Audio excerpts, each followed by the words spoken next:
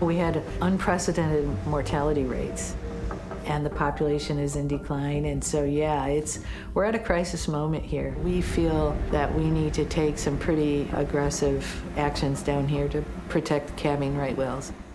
A new documentary looks at the declining plight of North Atlantic right whales. There are only 330 of them left.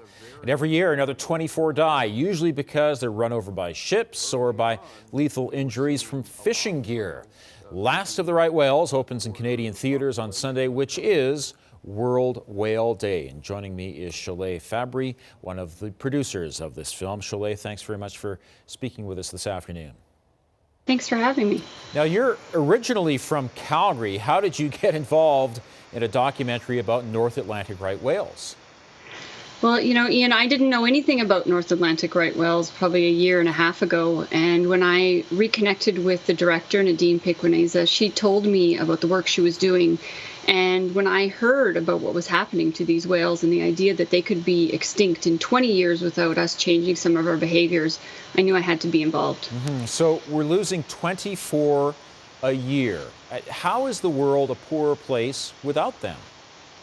You know, whales are so crucial to our health, our climate.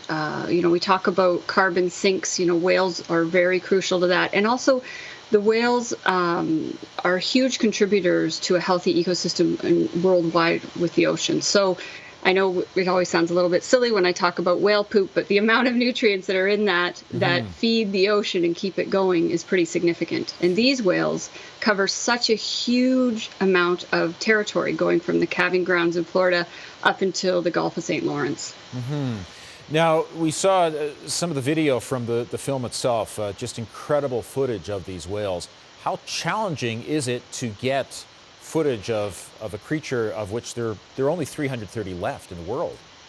You know, it's incredibly difficult, Ian. Nadine was filming, and we were working on this for over 2.5 years. Not only are they rare to find, you're trying to find them in a huge space between, like I said, the calving grounds in Florida up to the Gulf of St. Lawrence, but also you can't get close to these whales. They're critically endangered, and so you have to get special permissions from NOAA in the U.S. and the Department of Fisheries and Oceans here in Canada to even get close to them, and you have to work with scientists in order to get those permits. You can't dive with these whales. It's not like traditional filming where you can just go underwater with a camera and shoot them. You cannot do that. So there was a lot of challenges to getting this footage, and it's pretty incredible. We've shown it to scientists that have worked with these whales for decades, and they are emotionally moved when they see this and things they haven't ever seen before.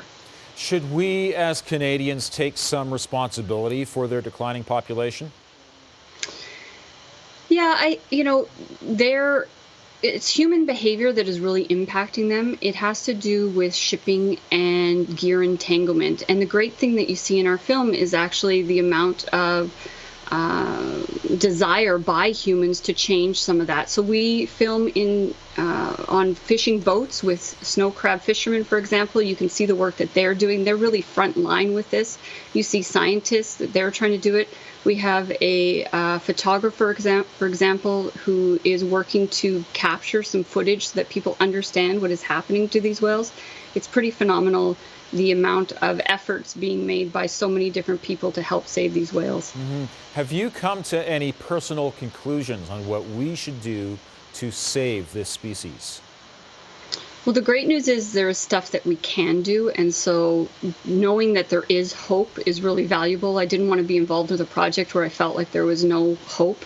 So it's things like shopping local, you know, making sure that maybe I'm buying less goods that are coming in on ships, or working with companies that support good shipping practices. It's about talking to governments and making sure that they're giving funding to these fishers who do want to make some changes and do want to be involved, but it's expensive, so we need to support them in making those changes. So there are things that we can do. Even if you're on the prairies, you can definitely be supporting this work that's being done in the North Atlantic. Well, it looks like a fascinating documentary. Thank you very much for telling us more about it. Thanks, Ian. Great to be here.